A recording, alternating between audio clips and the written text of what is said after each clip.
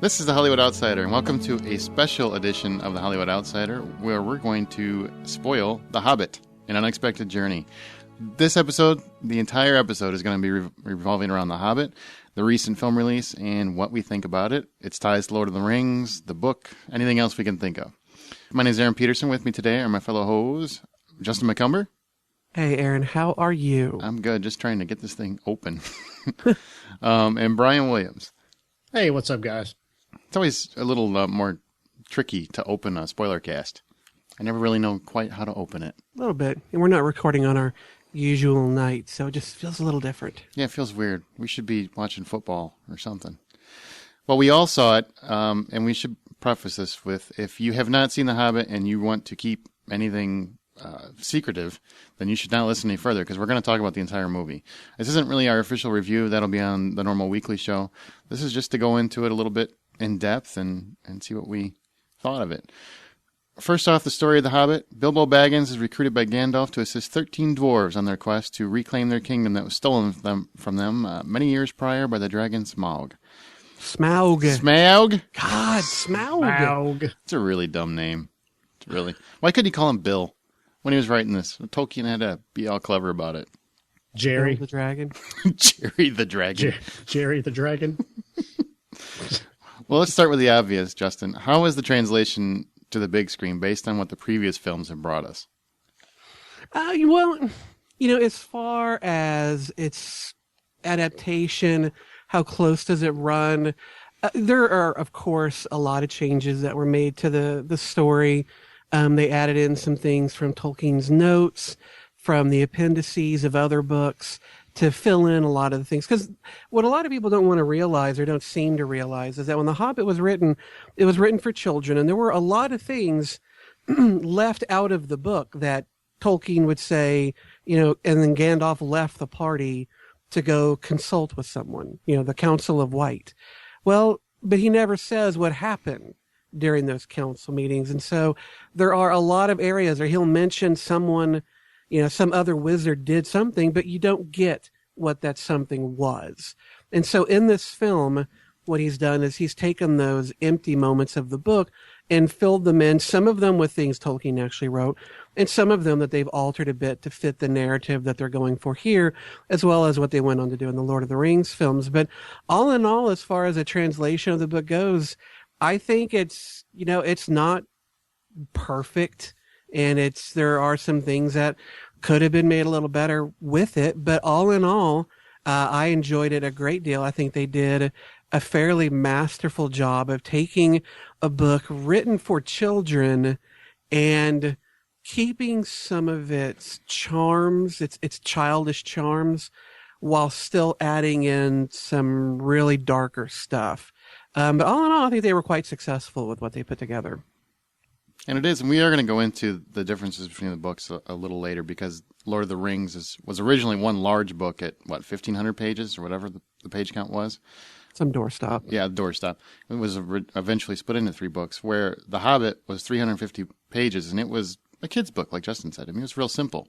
What they're doing for these films, which is now going to be 3 films, for those that aren't aware of that, is stretching it out for 9 hours, essentially, to tell the story that could have been told in one, you would think. No? I wonder how they're changing maybe the layout of it. With the first 3 movies, what they did was the stories were told from Frodo and Sam's journey, and in the next section of the book would be somebody else's journey. Whereas, that doesn't work for the movies, so they had to cut it up and basically make all the time, make it kind of fit all in the same timeline and stuff. I wonder if they had to do anything with this. Kind of get what I'm saying there? Yeah, I do.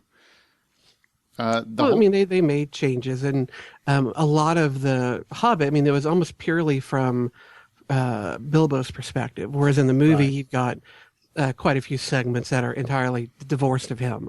So that's probably one of the biggest changes they did, was not make it just Bilbo's story, but really broaden it out.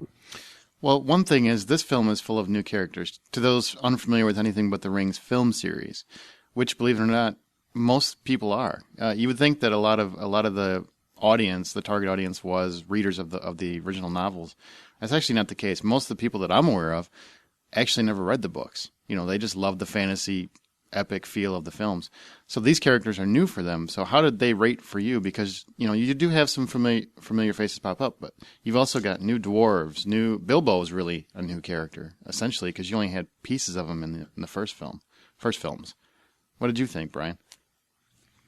Yeah, it was neat to have some new faces introduced to it and learn about them as you go and that kind of stuff.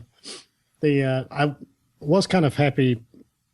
It was kind of bittersweet in a way to see some of the other characters, because you do expect to see some of them because they've been around for hundreds of years. So obviously, since this takes place only 60 years before, the other movies, then, well, obviously they're still around.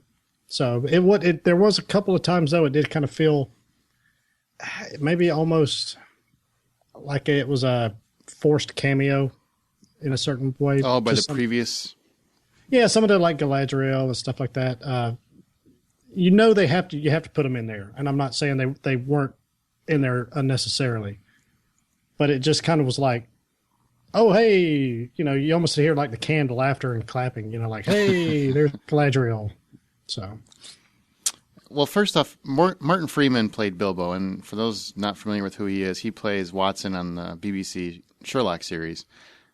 That's the first major casting. I mean, obviously you've got Ian McKellen who comes back as Gandalf, and I think everybody knows he's going to be great.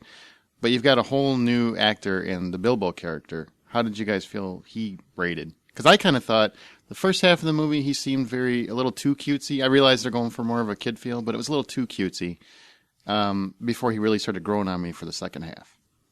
I liked him quite a bit. I mean, the thing about hobbits, even though Gandalf talks a bit about the more adventurous nature of some of Bilbo's family, hobbits are known as creatures that stay home. They till the fields. They don't go far. They don't adventure. And those who do are kind of looked down upon. And Bilbo very much wants to be a normal hobbit. I think part of that is because he does have that other side of his family that is more adventuresome. And so there's a certain part of his spirit that wants to go adventuring as well. And he knows to give in to that could mean some bad things for him. And so he doesn't. But there's still that call to adventure that rings within him on occasion. And that creates a bit of conflict for him, the desire to go, but the desire to not feel the consequences of what that might be. And so he does spend a lot of time kind of hemming and hawing in the beginning. You can see he really kind of wants to do it, but there's that other part of him that doesn't want to. It didn't bother me at all. I liked it that it created that moment towards the end when he fully embraces the adventure and his desire to do it. So I didn't have any problems, and I thought he was a fantastic Bilbo. Just the right note of persicketiness, a little uptight, yet able to get in there and face the danger. Probably my favorite character that they added or that they brought into the mythology for those who've never read the books is Balin, who's the old wise white-haired dwarf. You always have to have that wise man who's going to help lead your heroes along, the Ben Kenobi type character, if you will. And I thought he was fun. He had a lot of spunk and spirit to him. He was wise, but he also wouldn't always make the best call. and I like that he wasn't entirely infallible. And Thorin Oakenshield is, the leader of the dwarves. He's basically the Aragorn for this film. I thought he looked fantastic. I think that's probably the only thing about these dwarves, as opposed to most of the dwarves that we saw in the Lord of the Rings films, is these guys are a little bit slimmer. A little too human in some of them. A little bit. I liked that stockiness that Gimli had in the Lord of the Rings films, and most of those dwarves seem to have that really squat, wide build, whereas most of these dwarves, especially Thorin, almost looked normal shaped, just shorter, hobbit height, maybe a little taller than a hobbit. So they didn't quite have that dwarven tankiness that I like. But Thorin and Balin were quite good. And he wasn't in much of the movie, but the Brown Wizard Radagast I enjoyed quite a bit.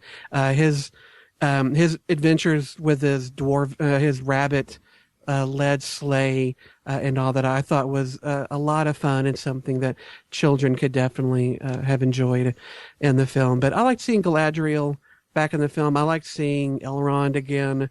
But my favorite cameo, actually, and strangely enough, was actually Frodo. I loved that they opened the book minutes before the opening of Fellowship of the Ring, where you see Frodo talking with Bilbo about the party and then leaving to go meet Gandalf coming in. It hardly looked like Elijah Wood had aged today with that makeup and the big blue eyes and the blue shirt. He looked great, and I was really kind of happy to see that, because what that does is that I can imagine that someday when I've got nothing but time, I could sit down and put in all 6 movies, and because that starts where it does and then leads into the second trilogy, it'll just have this really nice flow to it. Well, you know that the very last movie is going to end exactly where Fellowship starts. Yes. I mean, you can forebode that, and I agree. That's the one thing. Even though I loved the actors that they cast as the dwarves, except for the fat one. I didn't like the makeup on him. I thought his looked kind of bad. But Richard Armitage, who plays Thorin, he's really good. Except it's odd because it's almost like Peter Jackson said, well, we need some human looking people, because they're not going to identify with 13 ugly-ass dwarves. So we need a couple handsome dudes. 'Cause there's a couple that look just like short guys. You know? Yeah, I mean, I saw on Facebook one of my friends who's a female had some little thing going for Keeley, who is one of the better-looking dwarves. And I'm like, but he's a short, stocky dwarf. But if you just see the face, you would never know that. Yeah. They're kind of heartthrobby dwarves, and they should not be heartthrobs. They should be squat, big noses, and lots of facial hair. But I guess I'm on the opposite end of that spectrum, where Bilbo, and I really like Martin Freeman as an actor. We've talked about it on the regular show many times that I love Sherlock. I thought he was a little too cheeky, he was a little too much. He was a little too over the top, I thought, in the first hour or so when they're setting the whole story up. But as they went on, now maybe they did that just so that he would win you over, because he did eventually win me over. And I was like, all right, now I understand why he's there and his purpose, and I'm sold on the character. I wasn't for the first hour. I'm like, oh man, really? I did not like some of his choices, but I really like Thorin. I thought he was a great addition. I probably liked him. He was my favorite. I kept seeing Watson for the first probably 30 minutes or 45 minutes of watching Bilbo. Yeah, me too. I've seen him in too many things, whether it's the UK's Office, where he played, I think the character was Tim, who in the US version it's Jim. And he was also Arthur Dent in the Hitchhiker's Guide to the Galaxy movie. And he was also in, the Shaun of the Dead, brief little part in that. So I've seen him around enough that I don't just lock into one role for him, which is probably fortunate because it made me seeing him as Bilbo easier. What did you think? Because there's several CGI characters in this movie, the Defiler and the Goblin, the Great Goblin. How did you think that they rated? Because those were pretty much special effects. I mean, obviously Gollum blew everything away as far as I'm concerned. So we can talk about him in a little bit. But what did you think about those new CGI creatures? I didn't like them. Yeah, the white one especially. It missed that because he was all CGI. It really, I don't know, missed that intimacy or something where you've got these two forces going against each other, and it just lacked something. That having the I don't know if it even had a name, but the leader of the Uruk-hai from the first group of movies, he was just a big dude that they had painted up, and he had some fake teeth and some prosthetics and stuff, and it was, when he was swinging a sword, he was right there in the scene. It felt more real. This guy it just felt like a video game or something. Yeah, those are the two characters that I had the hardest time with, the Great Goblin and the Defiler. I just, both great characters, and I get their purpose in the story, but I didn't love them as much as I think a lot of people did. I liked them quite a bit, and it didn't bother me that they were entirely CG. One of the things that this film really introduced were some, especially with that Goblin King down there in that Goblin City, it introduced some characters in body types that we didn't see in the Lord of the Ring trilogy. Outside of the spider, and I cannot believe I'm blanking on Shelob. Other than that, most of the enemies were in a couple of trolls. They were about human shape and size. Even if they had, goblin faces or orc faces, they still kind of looked like the people they were fighting. And this one, they kind of broadened it a little bit more. The wargs didn't look quite as wolfish this time. They looked a lot more almost coyote-ish, a little slender, bigger teeth. But Azog, the Defiler, I loved that look. That albino look with almost a vampiric face. I was really when he came on the screen, I knew, all right, now we have our villain for this movie, and I enjoyed him a lot. But do you think with all the magic they've created, with all the different makeup and prosthetics and everything that they've ever done with that Weta group, don't you think they could have made something work for him? I think they could have. I'm sure if they would have sat down and got a makeup effects person on there, they could have been. I'm not sitting in Peter Jackson's chair, so I have no idea what the reasonings were for the decisions they made, whether it was a time issue or a money issue. I can't imagine it was money. I can't imagine that the makeup would cost more than the CGI would, but from a time perspective, maybe there was something going on there. I know Peter Jackson did the first 3 films all back to back. He knows what he's doing. If he made a different choice, I have to imagine there was a reason for it.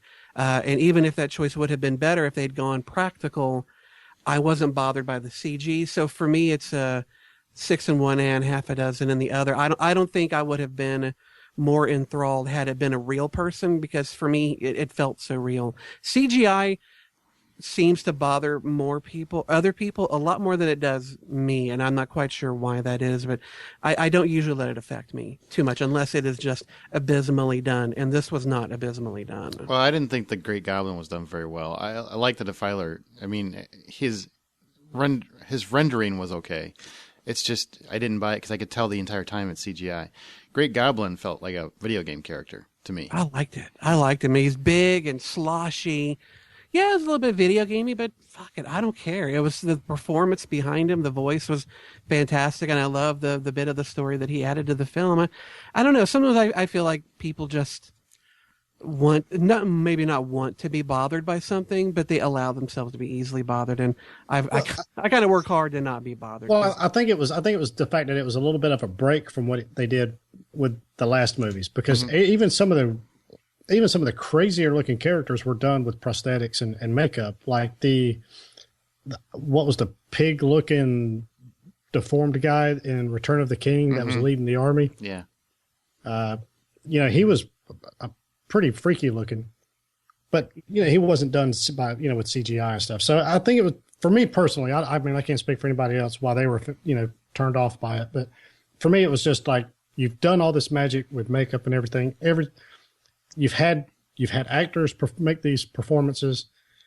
It just gives it that, for lack of a better word, realism, that there's actually 2 people going at it in a battle, and you lose a little bit of that, I think, with the CG stuff. But it just kind of took me out of a couple of scenes when I've got this sleek, smooth looking character that is not really there. The best CGI in the whole movie is making Christopher Lee not look 112 years old. Because when he popped up as Saruman, and they're basically, at a council meeting, which people that have seen it, you know what I'm talking about, and he doesn't move the whole time. It's because he's very, very old. When they shot the last series, he was already in his mid-60s or late 60s. So he's near 80 now. And they did a lot of CGI to make him look like he did at that time, which was impressive. It was impressive because it worked. How do you look at him though and not go, "You're evil, dude"? Well, I think that's why Peter Jackson put him in there, kind of as a process. I can see it. You are destined to do terrible things. I don't know. For me, the worst CGI characters were the trolls, the 3 trolls that they battled with that turned to stone. I really thought they just kind of looked almost like clay being pushed around. The Great Goblin was really my weakest part, but it didn't really detract from the story because the story kept moving forward and they kept it going quite a bit, so it wasn't a big bother. But what did you guys think about the continuity between the Lord of the Rings series, because they really put a lot. You could see how much work they put into the story to frame everything. So when this is all done, everything's going to connect. I thought they did a fantastic job. All the characters looked appropriate. Their roles were, and their personalities were contiguous with what they've done before. It all looked fantastic. It looked seamless, which is one of the few reasons I'm kind of glad Peter Jackson did this film. It is practically a seamless film with the others. Yeah, I agree. And I kind of go back to what you guys were talking about earlier with the way they tied it in with the party and Frodo running off to meet Gandalf. I really liked how they tied all that together. I thought it was real smart, real ingenious. And what the Frodo part, I'm with Justin. I was actually tearing up a little bit when he first popped in. It's just it's like those big blue eyes. Aww. They're so dreamy. I know that's a bit much, but okay. What was your favorite moment, Justin? Oh, by far, it's the fight through the Goblin City. I really enjoyed it. As soon as they got loose and started running and were just, bashing goblins left and right, running up and down these bridges, some going one way, some going another, then meeting up. It was just a reckless, fun, breakneck pace through that whole thing, and I thoroughly enjoyed it right through to the very end. Brian? I gotta say the scene with Gollum and the riddles. Yeah, the riddles. I really thought Gollum owned it. I didn't like how it ended, where he says he screams something along the lines of "I'll never forget this" or something like that. It was kind of cheesy, but overall the strength of that scene though really helped carry that movie, because it does start out a little slow. But same here. I think for me, and I can only speak for myself, the first half I thought was a little slow. It took a long time to get going, and I've seen enough Peter Jackson movies to know that he indulges himself quite a bit sometimes, where he will take probably too much time to get the story moving, and that's kind of what I felt was going on here. But it's one of those things where you've seen the previous three films, you take a ride on that train.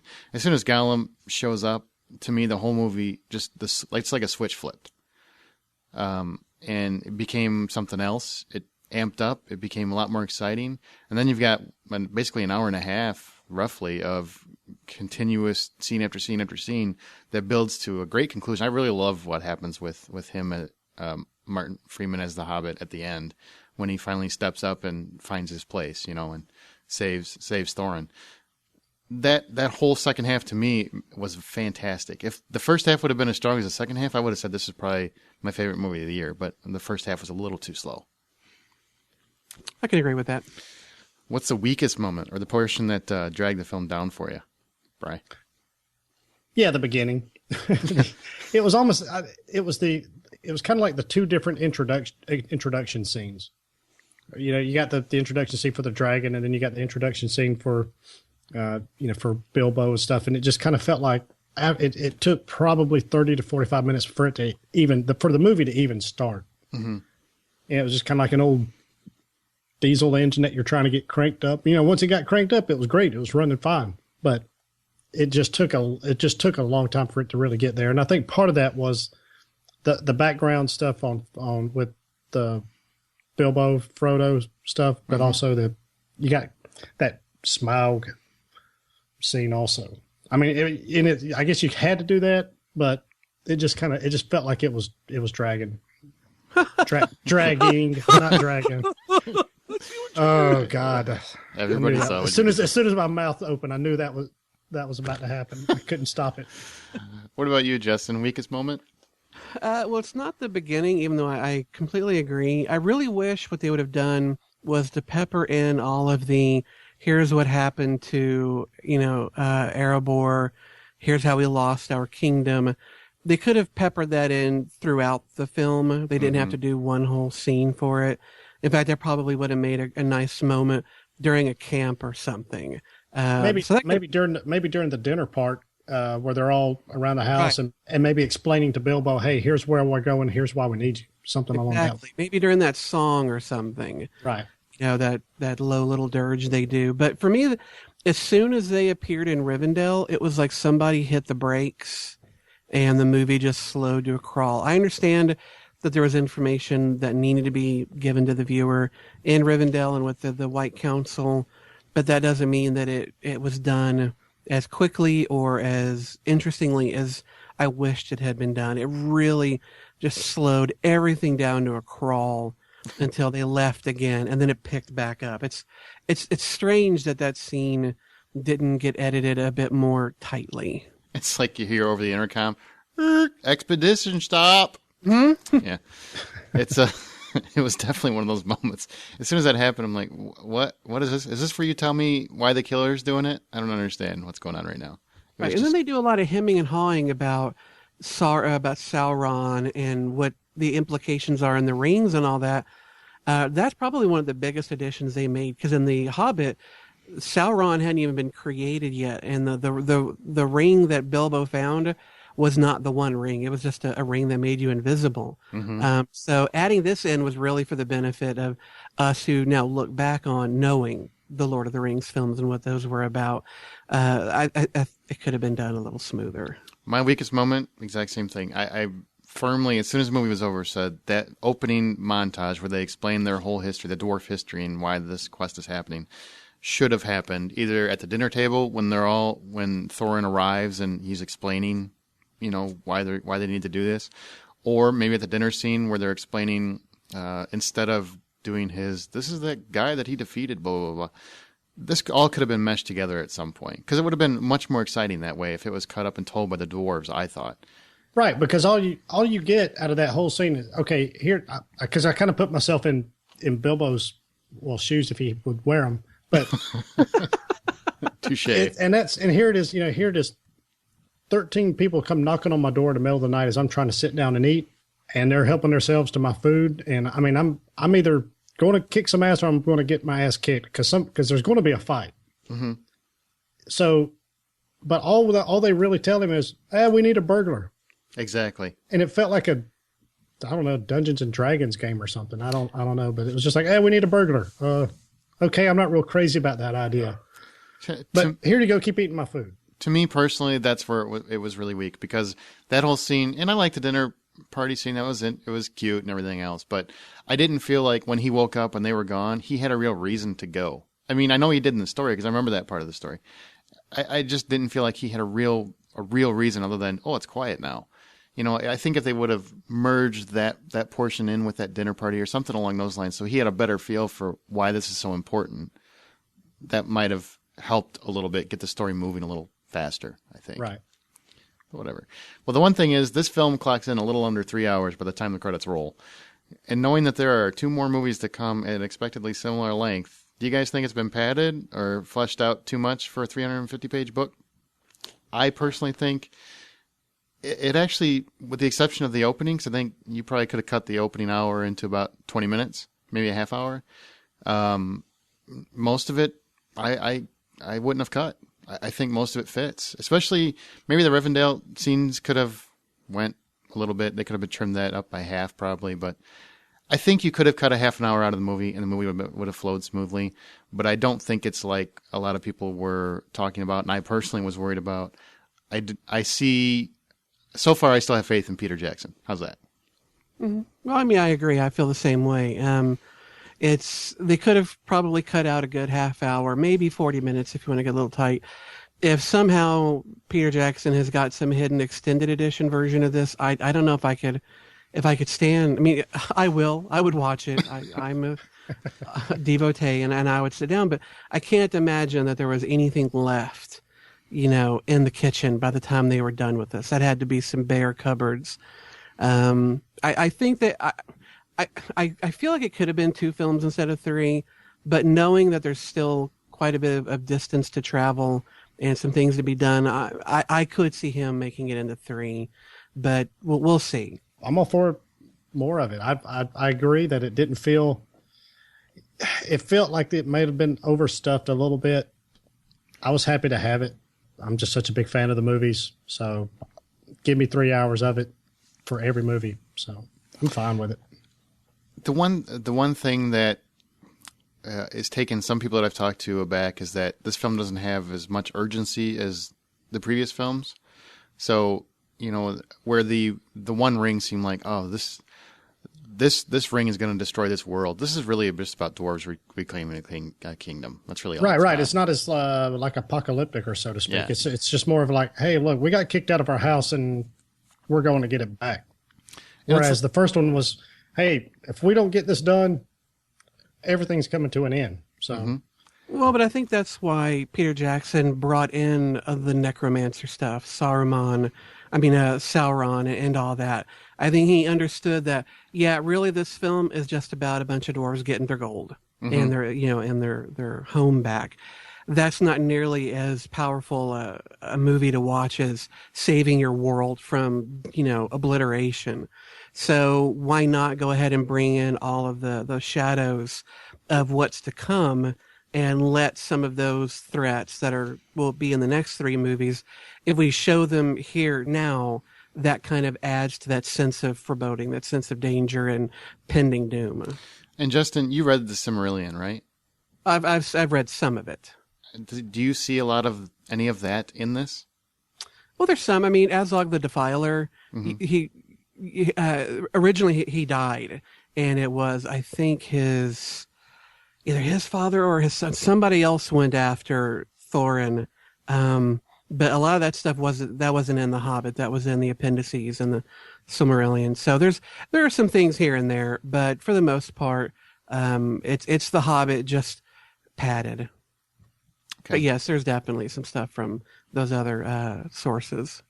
Well, I for one am actually for adding the Sauron stuff, the necromancer stuff, because I think that could be fleshed out more. That's the one thing that I thought was lacking from the original trilogy, is that, yes, I have a good understanding because I read the series, but I thought for people that have never read it, I didn't think the films did a very good job explaining exactly how he was going to come back, what he was going to do, what he did in the past. They give that synopsis in the beginning, but it wasn't clear enough. And I think now they have the time, because they're making 3 movies out of it, they have the time and the ability to tell a more balanced story of that, so that when you eventually end this trilogy and you start the next one, you'll have a full understanding of really what the repercussions mean. Does that make sense? Because there's a lot of people that have never read. A lot of people have never read those books. So I like that. And I gotta say, my boy Benedict Cumberbatch as the necromancer. And he's Smaug. He's him too. He's the voice of Smaug for the next movie. Oh, really? Yep. He sure is. He's got a charming voice.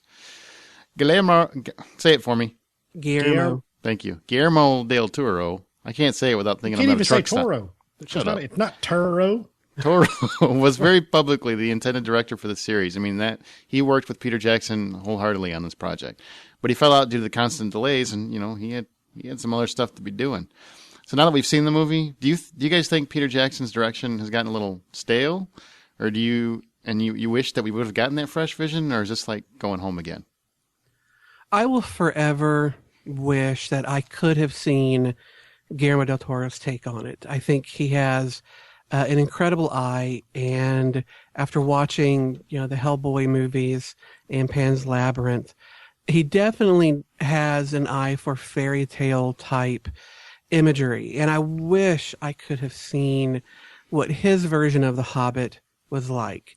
But I don't think Peter Jackson's gone stale. I think his heart and soul is invested in these Tolkien stories, and of anybody on this planet, he's the one I trust most to handle it with the utmost care and consideration. I'd never worry that he's going to just fuck with it because, well, I just got to make a run time, or I just got to make something flow a little faster. He has the passion that you or I do. More so than probably I do. And so he's a guy who's going to handle it. And he's a fantastic director. The Lord of the Rings trilogy is probably the best trilogy, in my opinion, ever created. And that's in large part due to his passion and conviction. I'm glad he's getting to continue this. And I'm glad that all 6 movies will eventually have such a through line that resonates from beginning to end that it might not have had Guillermo del Toro done his film, but I still wish I could have seen what that would have looked like. Apparently, you did not see the Mummy trilogy, because that is the greatest trilogy of all time. What were you going to say, Brian? Yeah, you should be shot. So I'm going to kick myself off this podcast. I'm right behind you, man. I'm right behind you.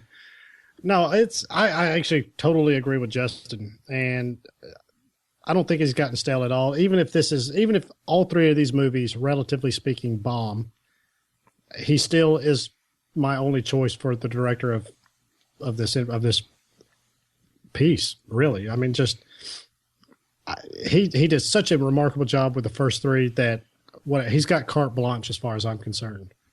His vision hasn't gotten stale. It's almost like he's just creating more and more and more, just expanding this world, this Middle Earth world that we've grown to love, and I'm all behind him. So, I'm with Justin. I hate when I agree with him, but I'm with Justin as well. Del Toro, I really would have loved to have seen his vision. I was looking forward to that because after I saw Pan's Labyrinth, he actually was the one guy I really wanted to see a take on it. Like if they ever eventually remade Lord of the Rings, because they will remake it someday. Hopefully after I'm dead.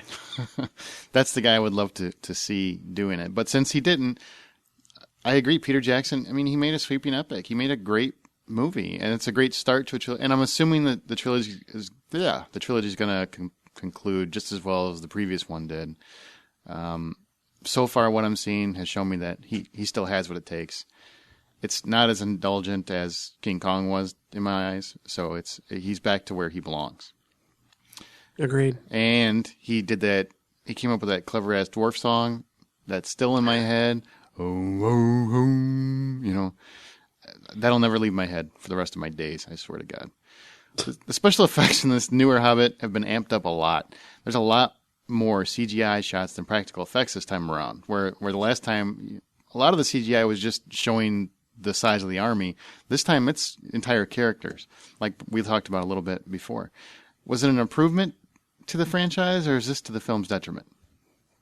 For me personally, I kind of think you already know where I'm going with this. I think it was a little bit of a detriment. The Goblin King, it didn't affect me as much as the Defiler? Mm-hmm. Azog. Yeah. I mean, you say the Defiler, that's what we used to call Aaron. So it kind of, the first name kind of throws me off a little bit. But anyway, again, he right. It just took me out of the moment a couple of times when he was in the scenes. And I just didn't feel that, I guess, that urgency and that fear for the hero that, this guy might not make it. So I don't know. I would say I'm on the fence because I think they did a really well, job with everything, but he just kind of stuck with me as being a distraction. So I kind of got to lean towards it was probably more of a detriment than an improvement. I do wish that he had been given the same kind of treatment that the leader of the Uruk-hai, the guy with the white palm on his face, that orc, he had such a great opening on the screen, being birthed from that sack, and then having that palm print, and then seeing their weapons made and slapped on him, and then him leading his Uruk-hai out to go find our heroes. His build-up was much better than I think Azog's was, and I wish Azog had been handled a little bit more in that vein. I think he would have had a bit more menace, but as I said before, I don't think his CGI bothered me really at all. I don't think there's really any CGI in this film that took me out of it or bothered me. Well, I will say Gollum, it's amazing to me that the technology that existed 10 years ago, he looks pretty much the same. He was a great character before, and he's a great character now. I think that's the one CGI character to this day that has been nailed. The Great Goblin didn't work for me at all. I just didn't like it at all. It looked way too video gamey. He completely does not look like part of the film to me. The Defiler, like Brian was talking about, it wasn't as much about it. Actually, the Great Goblin bothered me a lot more than he did. I don't know why, but he did. But the other CGI effects, I really like the stone giants. I thought that was done really well. And it was kind of cool because that's one of the few parts of the Hobbit I remembered, in my memory. And I know it's just a casual mention, if I remember right. They just mentioned that they fought, but just to see that kind of took me back to my childhood. Like, but that it was kind of a little. pointless. It was completely pointless, but it was just for me. I remember when I read it originally, picturing that stone giants fighting, and it was really cool to see that. So that was a personal thing to me. It was just cool to see that brought to life. And here they are; they're standing on this 1 foot, maybe 2 feet wide path on the side of a mountain that's all of a sudden moving and fighting another mountain, and nobody A, falls off, or B, gets hit by the millions of rocks that are falling down. Well, they're dwarves. 2 feet's like a road. Yeah, they're really small. Yeah, but Brian. they're fat.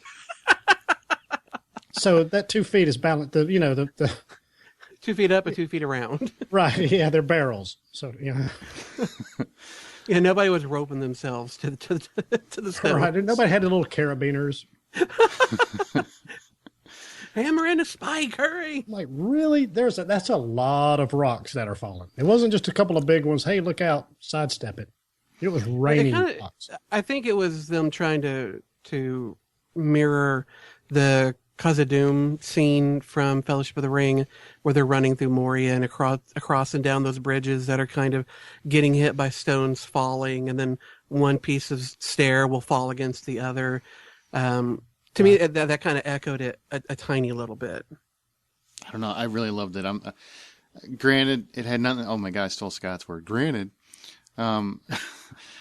it really had nothing to do with the story or anything else, and it was pointless. But to me, it was just a reminder. That's one of the few things in the book I completely remembered, and it's just like I think it's only like a line or a couple lines or something like that, if I remember right. But it was just really neat to see that brought to life. There were a couple things. It was really nice to see some of the other portions of Middle Earth brought back to life. Revisiting them and whatnot. But Gollum to me is still the pinnacle for CGI characters. Nobody else has yet come close to that character, in my opinion. And I agree. And just seeing him again reminded me how well done that character is. Andy Serkis should get a frickin' Oscar, a special Oscar or something for that character. He's so engaging. I actually find myself kind of mimicking his facial expressions as he's talking, raising my eyebrows or whatever, and smile. I love that. I love Smeagol Gollum interactions, especially with himself. Well, but you already are a little Gollum-y already. I mean, it's not a leap. I am short and I am bald, so. But yeah, the Smeagol Gollum stuff is always fun to watch. Well, now we're getting to the most controversial part of the film, and only Justin really can attest to it. But this is my moment. All right. HFR, the high frame rate, has been a big deal as the film was shot in 48 frames per second, which the standard is 24 frames per second. For people that don't realize it, this is basically the most detailed film can get at the current moment. And Peter Jackson has touted everywhere that this is the future of filmmaking. This is how you see The Hobbit in the most optimum experience. Well, the critical and moviegoer response alike has been overwhelmingly negative. And I'm not saying that to jump on any kind of bandwagon, because I think I was really excited to see it. I know Justin was, because, I mean, anything that said Hobbit on it, Justin wanted to go on and on about. So if anything, I would say that this is probably going to be the most fair representation we'll get of somebody that was loving The Hobbit. What did you think of it? How did it really look? As much as I loved the film, I absolutely detested the high frame rate. It was jarring sometimes to the point where it actually did kind of knock me out of the immersion, and it would happen over and over and over again. Saying that this is the future of filmmaking is something that I really can't buy, because here's the problem. These films and the original trilogy, they're not always filmed on a location. There's not a lot of places that look like some of these locations. And so they have to go and they have to build a set. Well, those sets don't have real stone. They get styrofoam, they cut it, they paint it, they try and shape it to look like stone, but it's not really stone. A lot of the wood's not really wood. Again, it's foam or it's some other fake product. It's built on a set and it looks like a set. But when you film it using traditional means and you show it at traditional frame rates, there is a certain, I don't want to say blurriness, but there is a certain texture to the film to where all of those fake bits look real. They blend in with everything else. And so what you're seeing looks like it actually exists because you don't see the imperfections. But as a lot of people found out when HD TV started coming out and becoming more and more of a thing, a lot of these stars suddenly realized, oh shit, all that makeup that I was using to hide my crow's feet and laugh lines, now suddenly it just looks like crow's feet and laugh lines, but caked on with makeup, because that increased definition showed that makeup. And when you would watch older movies, like I remember watching Army of Darkness on Blu-ray, and I could not believe how the things that were fake looked fake. And you could see that fakeness, whereas before you really couldn't because it had that texture that was kind of washing over it. This HFR is even worse. Now when I'm watching, the whole thing almost felt like a play because every set piece looked fake. The stones looked fake. The stairs and the rails looked fake. So much of what they were doing looked fake because it was so smooth and so clean and clear. And I fucking hated it. I didn't like that clarity because it showed, by making everything more real, it made everything that wasn't real more unreal. It reminds me of the uncanny valley, which is a term that's used by people who talk about CGI'd, say, humans. The more a human being created by a computer looks like a person, the more the things that aren't human-like come out. And that's what they call that uncanny valley. It's the valley between looking fake and knowing it's fake, and then looking real and knowing it's real. It's that middle ground of it. It looks kind of real, but it doesn't quite move just right. The eyes don't blink at the right rate. The way your skin moves, the way your lip twitches, the way a hair will move doesn't look quite right. And to our brains, we see that because we see people every fucking day of our lives. So when we see something that doesn't quite register, it really throws us off. Well, that's what this HFR does. Everything looks too real. And so when something comes on screen that's not, you can tell it in a minute, and it throws you out every single time. If people watched it and enjoyed that, then I'm happy for you. And I hope you see more of these and they appeal to you as well. I hated it. I will not see it again in a high frame rate. Not until they somehow develop a means of creating sets and props and characters that look 100% authentic. I don't see how this is really going to work. This might work for a comedy or, your next little drama set in Vegas. But for a fantasy film or a sci-fi film, anything involving really a lot of things that are not of our normal world, it's not going to work. It certainly didn't work for me. And it's funny because a lot of the defense, and I haven't heard much defense of it, so I'm not, it's very minor. The people that have defended it, from what I've seen, I've read a lot of threads about it, overwhelmingly negative.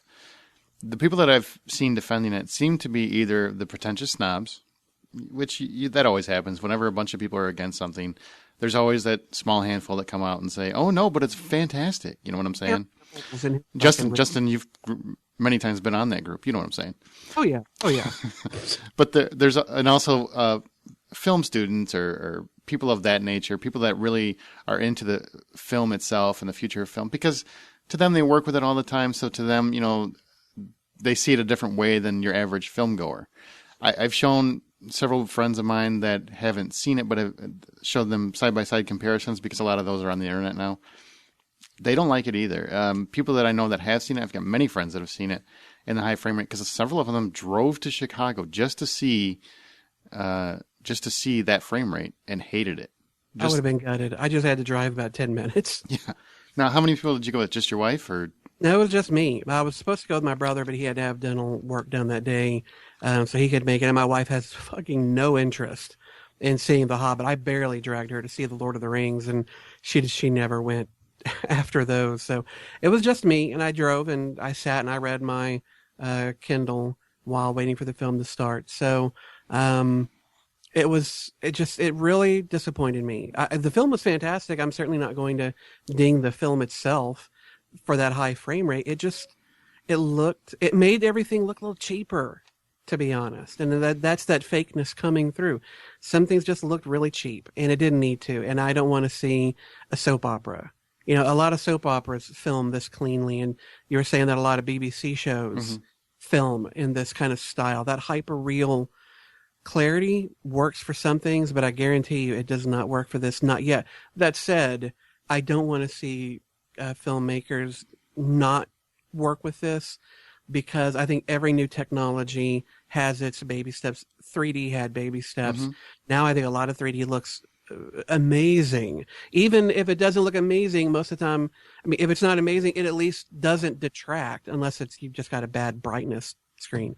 But things need time to develop and be worked on and experimented with. So please keep doing that, because I'm sure eventually this will pay off. For now, though, I don't want to see your experiment. I want to see this film as God intended it, which is 24 frames per second. As God, the one creature you don't believe in, as he intended it. Oh, yeah. Brian, how did you see the movie? Did you see it in a regular old cinema house? I saw it regular style, but in 3D. Okay. What did you think of the 3D? 3D worked for the most part, but it wasn't. There was very few scenes to where it really added something to it. So if you're on the fence of it, you're not really missing a whole lot by not seeing the 3D. But, you know, I've been blown away, you know, a lot more by other movies in the past year. But there are a few scenes where it does work. But for the most part, it just didn't really add a whole lot extra for me. I saw it in IMAX 3D, and there's a lot more depth than there is. I mean, that's the one thing about 3D nowadays. Nobody really goes for the in-your-face stuff. It's all depth and contextualizing. So on IMAX, it worked for me. I kind of liked it. I really love seeing it on the IMAX screen in a normal frame rate. So 24 frames per second, it looked beautiful. I kind of feel bad for Justin, because I know how excited you were to see it. Yeah, I'll go see it again. Probably this week sometime. I'll go back and see it on an IMAX, just regular frames per second. Did that take you out of it? Because this really hurt reviews. You know, if you read the reviews, there's several. It's actually not getting great reviews for the film. I mean, they're not bad, but compared with the original trilogy, it's a lot less. Well, I hate that, though. Don't ding the story. Don't ding the acting. Don't ding a lot of things just because the high frame rate. To me, that's like hating a car because it's a color you don't like, or because the rims you don't care for. That is, to me, that doesn't detract from everything else. And as I said earlier with CGI, even though that high frame rate quite often would take me out of the immersion, I still appreciated the story, the acting, and everything else. I'm not going to let that stuff be dragged down by that one aspect. I like to think I'm a bit more open-minded than to just let that one thing ruin everything for me. And people who do, I would kind of question their ability to watch a film and really understand it in all its parts. That's fair enough. The movie's over. We've seen it. You know, we've finally tempered our appetites for it. What did you guys think? The excitement's back. Are you excited for Desolation of Smaug? I am. I know probably most of the points I've made have really kind of been against it for the most part, but it's I personally I would give this a pretty high score. You'll have to wait till the next podcast to find out what that score is. Ooh. Oh, that's what the French call a tease. But it is. I look at this one as similar to Fellowship of the Ring, and it's just 3 hours of setting up the other two movies. Mm-hmm. And that's just kind of what you're introducing the characters, the layout of the land, the general mission or plot, so to speak. And, you know, the rest of it, what I'm hoping is for them to just get progressively better and better. So, and I'm sure Smaug will be a full CGI creature. I'm fine with that because it's a dragon. Find a real one. What's that? Yeah. Kind of hard to go find a real dragon to film. It is. They're kind of hard to find, and then get one trained to where it does what you want it to do when you want it to do it. So I'm fine with that. Their temperament. We were teased with it though, and not really shown what Smaug looks like. I like that because I knew that was what was going to happen. I know they're going to do it, but come on. I mean, it's a fucking dragon. They could have given me a little more than an eyeball and an occasional, claw or tail. I want to see that big figure. Now, how long is it for the next one to come out? Next year? Next Christmas, yeah. Okay. Or next December. Mm-hmm. And then the December after that. The one thing I would like them, not that Peter Jackson never listens to this or will care, but the one thing I didn't get from this film is a real clear understanding of who each dwarf is. I've got like the main ones. So there's the few main ones like Thorin and Balin and those guys, but some of the other ones, they don't seem to have a real clear identity for me other than the fat guy likes to eat. I'd like that just cleared up a little bit so I know who's who. So when they get, if they get picked off or something, then maybe they'll like kind of give more of them more screen time as each movie goes, so they don't spend all this extra time in one movie going, okay, here's this guy's backstory, here's this guy's. Next thing you know, it's not the Hobbit, it's the dwarves. So maybe they kind of filter like, okay, we'll highlight these 3 or 4 of this movie. Here, we'll highlight another few this next movie, and then the last one, a few more. I don't know. It's a lot of dwarves, man. It is. And if I remember right, somebody correct me, please. But I know that the second movie, from what I've gathered, is going to be them taking on Smaug. Am I saying that right yet? Yes. Oh, thank God. And then the third movie will be, the Battle of Five something or others, if I remember what it's called. But there's like a big battle. Rivers or something? Yeah, something like that. It's like a huge battle. So I assume that's what the third movie is going to be. But I'm very excited for it. I think it so far is wrapping up to be something I want to see. And I'm much more excited for the next one than I was when episode 1 popped in. So Peter Jackson still got it. Mm-hmm. I enjoyed it. I cannot wait for the next ones. Anything else you guys want to say before we wrap her up? No, that's about it. Okay. Well, this is the Hollywood Outsider. I'm Aaron. This is Justin and Brian. Thanks for being here, both of you. Thank you for having me on, sir. Well, it's our show. You say that. Yeah. Yeah. And remember, you can always find us on thehollywoodoutsiders.com, facebook.com/thehollywoodoutsiders. Make sure you like us. Twitter, H_outsider. And as always, iTunes, Zune, listen on your Stitcher radio app. Wherever you can find an RSS feed, The Hollywood Outsider is there. Come back later on in the week on Thursday morning. You will be able to hear our take on the Star Trek preview. Hopefully all of us will have seen it by then. There's a 9-minute preview, if you weren't aware, at the IMAX Hobbit, where you can see the first 9 minutes of the Star Trek sequel, Into Darkness. So be sure to check that out. And as always, we will have our review of The Hobbit with our scores this coming week. Movie, TV news, trailers, you name it. It'll be on the next Hollywood Outsider. So the next time you go to a theater to see The Hobbit, buy popcorn. Smaug. Benedict Cumberbatch.